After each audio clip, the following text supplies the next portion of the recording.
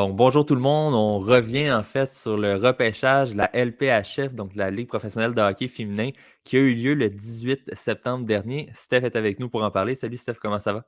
Salut, ça va bien, toi, Nico?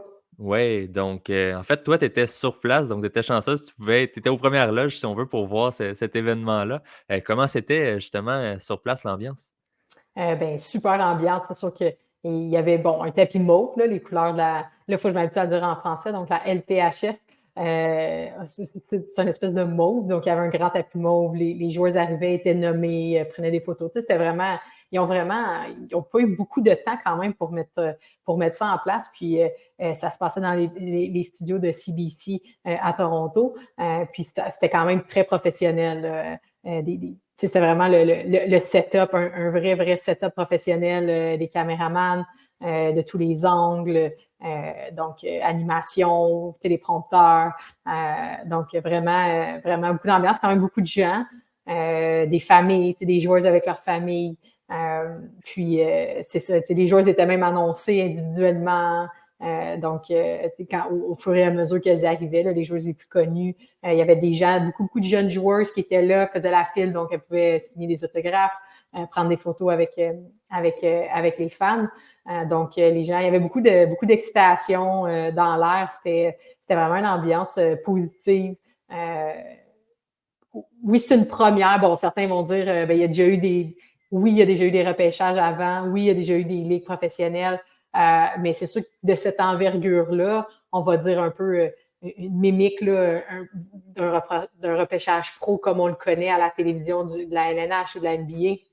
On s'en allait quand même. Bon, c'est pas tout à fait aussi gros, évidemment, encore, mais c'était vraiment quand même dans cette lignée-là. C'est le feeling qu'on avait. Évidemment, j'ai jamais été à une table repêchage de la NNH, mais je peux m'imaginer, évidemment, à plus petite échelle, mais l'envergure que ça peut avoir. Puis, les joueurs, les parents, tout bien habillés, tout ça. Donc, ouais, c'était vraiment un super. En plus, il faisait magnifiquement beau à Toronto, donc ça amenait vraiment là, une ambiance de fête, puis je pense, de soulagement aussi pour beaucoup de gens, de dire OK, ça part, on y va.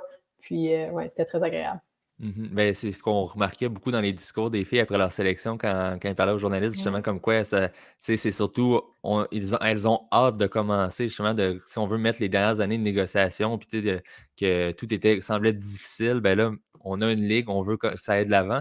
Puis tu parlais justement des repêchages de la Ligue nationale de hockey, mais ça me faisait penser un peu à l'édition 2005, après le lockout, quand tous les joueurs s'étaient retrouvés dans un hôtel, justement, avec leur famille et tout, et que là, on les attendait aux portes de l'hôtel. Il y avait justement beaucoup de jeunes pour faire des signatures et tout ça. C'était un petit peu plus intime, mais c'était super intéressant. Justement, même visuellement, en fait, la LPHF avait fait un très bon travail, en fait, pour donner, si on veut, de l'engouement autour de l'événement et aussi pour ceux qui souhaitaient l'écouter à la télé. Ben, le résultat était très bon aussi, là. Oui, c'est ce qu'on m'a dit. J'ai évidemment là, juste l'occasion de voir des Mhm. reportages par la suite. Il y avait beaucoup de journalistes sur place, journalistes francophones, journalistes anglophones. Donc, tout le monde faisait des entrevues après. Donc, non, vraiment, on va se le dire, là, on a quand même souvent parlé des fois avec des commentaires un peu durs à l'endroit de ce qui était à l'époque la PWHPA, là, qui est rendu la LPHF parce que c'était long, tu sais, on disait professionnel, mais des fois, on hésitait un peu à utiliser le mot. Là, je peux dire que là, ce l'était réellement. Là, le standard est quand même haut là, pour le premier repêchage de l'histoire. Mhm. Si on entre dans le vif du sujet, justement, on va aller voir un peu comment ça s'est passé, ce Ouais. repêchage-là. Commençons par la première ronde, en fait, donc la principale. C'était un repêchage où que les équipes ont semblé vouloir vraiment jeter leur dévolu sur des défenseurs pour commencer. Donc, on voulait s'assurer de faire le plein de défenseurs avant toute chose, là. Oui, dès le départ, bon, c'est sûr que Tyler Heisey, là, tout le monde, Mhm. c'était déjà le choix unanime. En plus qu'elle vient de cette région-là, là, c'était individuellement probablement la meilleure joueuse disponible. Ensuite, ben, les gens, on s'entendait pas nécessairement sur l'ordre, mais on se doutait de qui allait sortir. Mais rapidement, euh, on, les défenseurs se sont mis à sortir. Shelton, Harmon, Montréal, évidemment, a pris Ambrose. Donc, quand on regardait les listes, évidemment, avec le nombre de joueurs qui étaient requis, d'avoir des défenseurs de premier plan, on le voit, hein, c'est toutes des joueuses, des joueuses dominantes des équipes nationales qui n'avaient pas déjà, évidemment, été signées là, comme les agents libres, là, les trois qui avaient été signés par chaque équipe. Rapidement, il y a très peu de défenseurs qui avaient été signés dans les trois premières signatures, donc c'est sûr que tout le monde voulait rapidement essayer d'aller je peux dire, lock-in un défenseur de premier plan. Puis chaque équipe là, qui a fait ce choix-là là, se retrouve avec des défenseurs de très, très grande qualité. Mais rapidement, c'est sûr que Montréal étant 6e, tout le monde sortait. Donc, c'était rapidement, on a fait comme « Ouh! » Et même là-bas, là, qui est Tessa Bonhomme, qui était l'animatrice là, de l'événement, là, qui en a parlé, parce qu'ensuite, il y a des défenseurs qui ont continué même dans les autres rondes. Donc, oui, je pense que tout le monde voulait sécuriser des défenseurs. Puis par la suite, ben, je veux dire, le pool de joueurs tu sais, on parle quand même de, je pense qu'au final, là, le décompte était comme 265, quelque chose comme ça. Ben, il y avait quand même une profondeur un peu plus grande là, au niveau des options des attaquantes que des défenseurs. Puis, il faut le mentionner aussi pour ceux qui sont peut-être moins familiers avec comment le fonctionnement en fait du repêchage, mais comme c'était de 1 à 6 et par la suite 6 à 1, donc on le faisait l'ordre d'inverse, mais Ouais. souvent quand, exemple, toutes les équipes sélectionnaient, surtout Montréal, qui avait 2 choix collés, ben après ça, il y avait 10 joueurs qui partaient entre chacune des sélections. Donc, ça Ouais. forçait, si on veut, à déjà prévoir d'avance. Comme tu le dis, s'il y a beaucoup de défenseurs qui partent, ben peut-être en prendre une, même si c'était un petit peu plus loin sur la liste pour être sûr de ne pas en manquer, là. Oui, c'était hein, le format serpent, là, le fameux repêchage Snake, qui a, ben, oui, j'imagine des avantages. Hein, c'est une première. Donc, c'est sûr que euh, on sélectionne, oui, Montréal, on sélectionnait 2 joueuses une après l'autre. En même temps, c'est très long avant d'avoir l'opportunité de reparler. Donc, c'était quand même une 11 sélections avant d'avoir l'occasion. Donc, c'est sûr que c'est un gap, c'est un laps de temps qui est quand même très long. Donc, est-ce que c'est un désavantage? Peut-être. Bon, c'est certain qu'en parlant 6e sur 6, assurément que c'en est un.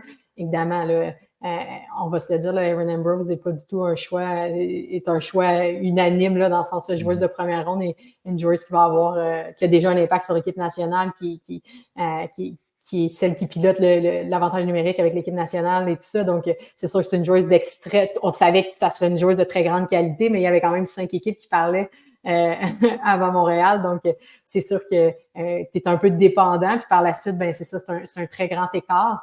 Donc, intéressant, mais ça aurait peut-être été fun que ça, peut-être à un certain moment, ça rechange à ce niveau-là. Mais en même temps, je pense que Daniel en a parlé de plusieurs fois, très, très satisfaite là, de la résultante pour l'équipe de Montréal.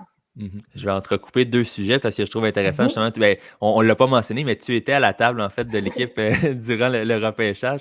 Comment justement tu as vécu cette expérience-là en fait? Parce que tu le dis là, tu sais des fois vous aviez peur, exemple, qu'une joueuse que vous aviez sur votre liste, passe devant. Est-ce que, il y a eu des petites déceptions, si on veut, de joueuses que vous prévoyiez prendre puis que vous vous êtes fait damer le pion à la dernière minute?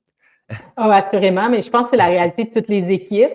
Comme je dis, vu que la position de Montréal est un peu, c'est la dernière à choisir en premier, après ça, très long, donc avant de reparler, l'incidence, ça donne beaucoup d'opportunités aux autres de faire des choix puis de se réajuster peut-être plus rapidement. Mais je pense que toutes les équipes, à un certain moment, sont déçues parce qu'évidemment, ben, énormément de joueurs qui sont allés dans les 5 autres équipes. On aurait aimé ça les avoir à Montréal. Certaines, oui, on dit, oh, OK, c'est encore là, c'est notre choix. Puis là, finalement, oups, ça partait, que ce soit un tour avant ou que ce soit la place d'avant ou quelques places avant. Je pense quand même que c'est la réalité des repêchages. C'est un peu aussi, je pense, l'excitation. C'est quand même long, c'est une longue période. On était très, très focus. Moi, j'étais beaucoup là pour l'aide logistique, les temps. C'est vraiment Daniel, Corey et Mick là, qui étaient vraiment là en charge de tout ce qui est liste, tout ce qui est choix. J'apportais, c'est sûr, un petit input. J'étais là aussi beaucoup, c'est ça, pour aider logistiquement. Juste être à une table avec les listes, puis là, prendre en note, puis là, les gens qui vont sur le stage, qui annoncent, tu sais, un peu, tu sais, on est habitué de voir le joueur se lever à la télé, embrasser ses parents, ben là, c'était exactement ça, les joueurs se levaient, câlins aux parents, s'en venaient, photos. Donc, c'est sûr que c'était super. En même temps, c'est sûr un peu stressant, parce que là, des fois, tu te dis, ah, Colin, j'aurais aimé ça, on la voulait, c'était la prochaine. Si on prend pas elle, ben qu'est-ce qu'on fait? Puis en même temps, ben les gens doivent comprendre qu'il fallait bâtir une équipe. Tu sais, dans un repêchage, on dit toujours on a rempli notre banque d'espoir. Hein. Ben là, c'était pas de remplir une banque d'espoir, c'était de créer un alignement.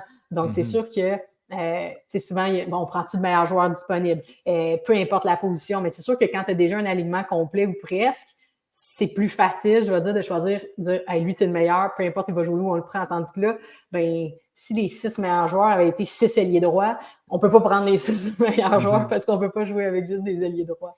Ben, Donc, c'est ça, on dit il y a souvent cette que c'est pas réalité-là. par le besoin, en fait, qu'on doit repêcher, mais là, oui, c'est un peu le cas dans cette. Ben, c'était assurément un facteur pour toutes les équipes parce qu'on ne peut pas se retrouver avec, on aime les joueurs de centre, mais on ne peut pas se retrouver avec 7 joueurs de centre puis personne qui peut jouer à l'aile, des défenseurs. Il ne peut pas se retrouver, bâtir une équipe avec 6 défenseurs gauche.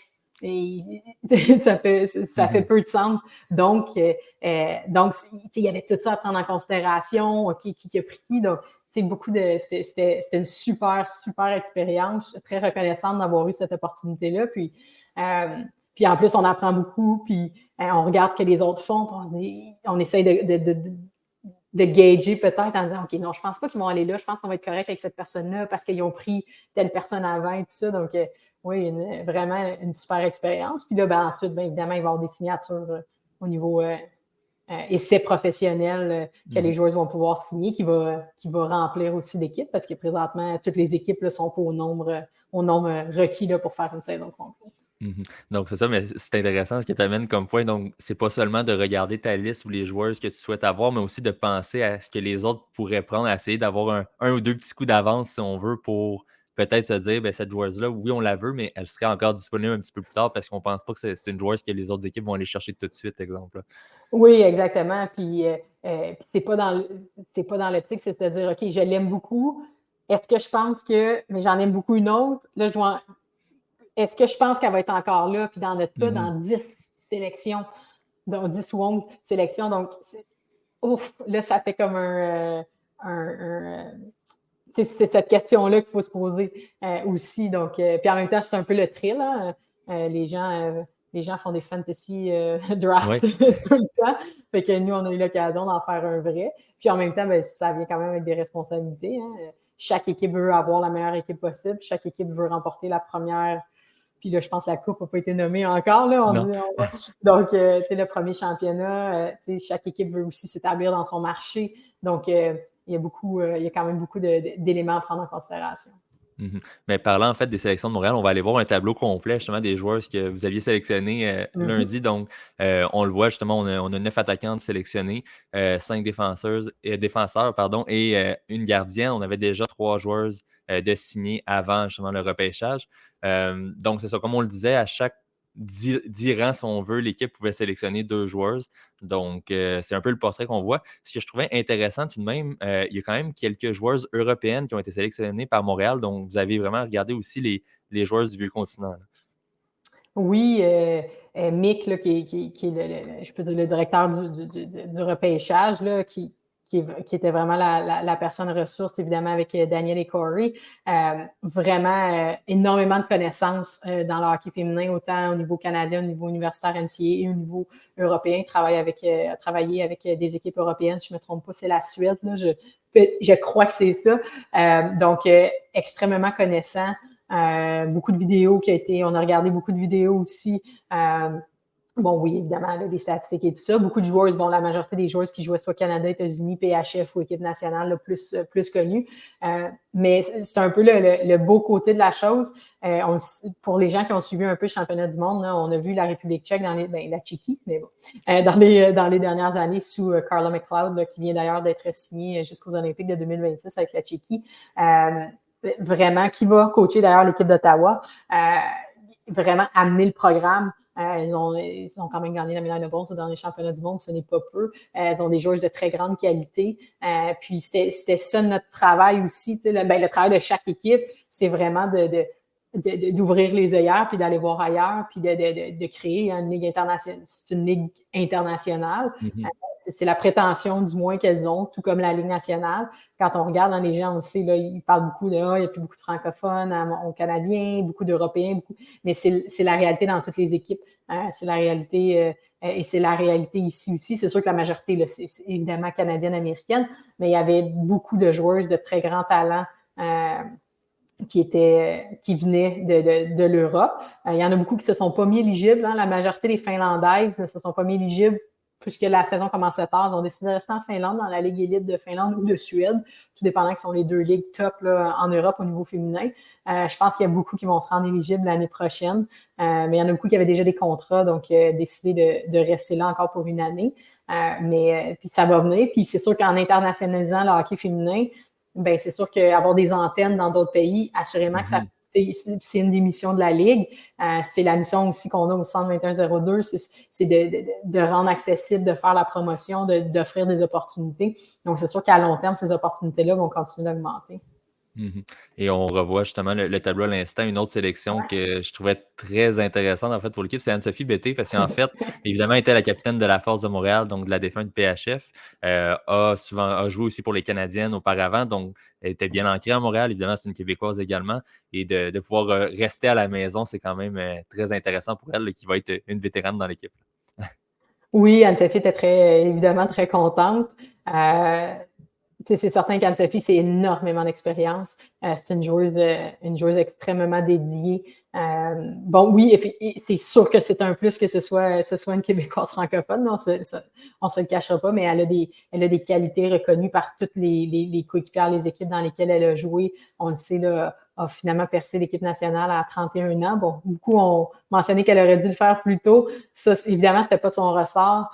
C'est quelqu'un qui est très dédié à ce qu'elle fait, qui s'entraîne encore de façon très sérieuse. Donc, c'est sûr que pour nous, elle était encore disponible vers la fin. Donc, évidemment, était sur la liste. Puis, pour nous, ça devenait un choix là, qui avait tout à fait du sens au niveau du leadership puis sa capacité à jouer plusieurs sortes de rôles aussi. Donc, c'était le fun d'avoir l'opportunité là, quand même de repêcher des Québécoises francophones au sein de l'équipe. Peut-être rapidement, je ne sais pas si tu es en mesure de me répondre, mais il y avait également Élisabeth Giguère qui était dans ce repêchage-là, qui a été sélectionnée par New York. Pas nécessairement une surprise, un DG québécois, donc on peut voir une petite connexion aussi. Sois vraiment à l'aise de répondre, mais est-ce qu'elle était sur votre liste? Est-ce que vous prévoyez la prendre dans les tours à venir? Eh bien, elle était assurément sur notre liste. Est-ce qu'on prévoit? Je vais t'avouer que je me rappelle. Ça fait quand même déjà un petit moment là, avec tous les choix qui ont dû être faits, mais oui, évidemment, je pense qu'Elisabeth était sur la liste de toutes les équipes. Donc, c'est sûr qu'on aurait évidemment été content qu'elle soit à Montréal. Finalement, c'est pas arrivé. Pour un peu les raisons qu'on a parlé à un certain moment, c'est sûr que je n'irai pas nécessairement où on prévoyait, si on prévoyait la repêcher. Puis bien honnêtement, là, c'est les décisions là, qui reviennent à Daniel, à Mick et à Corey. Mais oui, assurément qu'elle était sur notre liste. C'est quand même une joueuse de grand talent. Je ne me trompe pas, c'est la première Québécoise qui est sortie dans le repêchage. Donc oui, c'est sûr que New York, avec Pascal Daou, là, qui connaît bien, qui est mon ancien collègue au Carabin d'ailleurs, donc il connaît bien les joueuses du Québec. Donc, on voit aussi une petite filiale québécoise à New York. Je pense que les filles vont être contentes de ça, mais on reste quand même là, très heureux avec les choix qui ont été faits.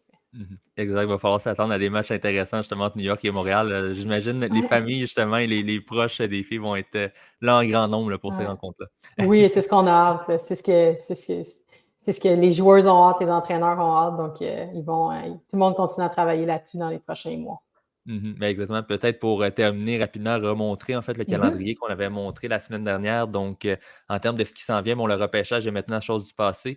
Le 13 novembre, il va y avoir le début des camps d'entraînement. Évidemment, on peut recommencer aussi à signer des joueurs. Tu en parlais tantôt avec des contrats professionnels. Donc, j'imagine qu'il va y avoir des essais aussi pour certaines qui vont tenter de se tailler un poste. Et par la suite, en janvier 2024, ben, ça sera le début de la saison, de la première saison de la PWHL. Oui, exactement. Donc, oui, la période des signatures là, débute pour des joueuses là, vraiment juste à signer. Donc, des joueuses là, qui soit s'étaient mis éligibles pour le repêchage ou qui s'étaient tout simplement pas mis éligibles au repêchage.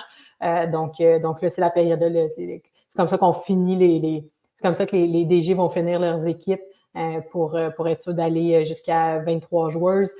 Bon, il y a des joueuses là, qui peuvent être en extra, des joueuses là, qui signent comme étant des joueuses qui sont disponibles aux besoins uniquement, qui doivent toujours être disponibles, qu'elles sont appelées vraiment aux besoins. Évidemment, il n'y a pas d'équipe farm team, Mhm. il n'y a pas de club école. Donc, ça fait partie là, des règles la première année là, d'avoir des joueuses qui pourraient être éligibles sans nécessairement être toujours avec l'équipe. Fait que, toutes les équipes sont pas mal sur le téléphone pour parler avec les joueurs, parler avec les agents, voir qui est intéressé. Et puis oui, il y a ça va peut-être même se rendre à certaines décisions par rapport au camp qui va commencer en novembre. Mhm. Donc, ça sera à suivre dans les prochaines semaines et Ouais. également, on en avait parlé la semaine passée, bien hâte de voir l'identité visuelle en fait de chacune des équipes. Là, Oui. on voit chaque équipe est rendue avec certaines couleurs sur leurs réseaux sociaux, donc on commence à se faire peut-être une Ouais. petite idée. Ouais, ben, à vrai dire, je t'avoue que ça, nous, quand on est arrivé, on a vu ça se peut fort bien que ça soit en lien avec ces couleurs-là. Je vais t'avouer que ça, c'est quelque chose que moi, personnellement, je sais pas vraiment. Donc, on va voir, on attend, là, nous-mêmes, qu'est-ce que ça va être. Mhm. Super. Ben, écoute, un gros merci, Steph, de nous avoir partagé ton expérience et on se reparle très bientôt. Assurément. Bye bye.